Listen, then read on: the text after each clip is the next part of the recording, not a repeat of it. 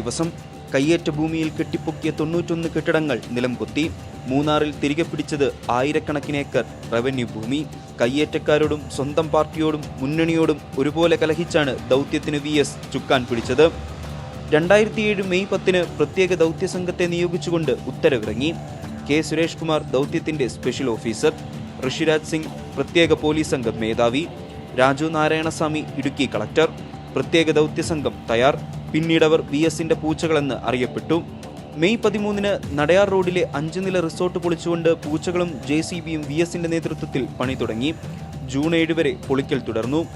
May 14 മൂന്നാറിലെ CPI office കെട്ടിടത്തിന്റെ ഒരു ഭാഗവും പൊളിച്ചു. മുന്നണിയിൽ വലിയ പ്രതിഷേധങ്ങൾ ഉയർന്നു. ഇതിനിടെ രവീന്ദ്രൻ പട്ടയങ്ങളെക്കുറിച്ചുള്ള വിവരങ്ങളും പുറത്തുവന്നു. ഒഴിപ്പിക്കാനെത്തുന്നവരുടെ കാലുവെട്ടുമെന്നുവരെ അന്നത്തെ ഇടുക്കി ജില്ലാ സെക്രട്ടറി MM മണി പ്രഖ്യാപിച്ചു. 2001 അധികാരത്തിലേറിയ UDF സർക്കാരിന്റെ കാലത്താണ് മതികെട്ടാനിൽ രാഷ്ട്രീയ കൊടുങ്കാറ്റ് വീശിയത്.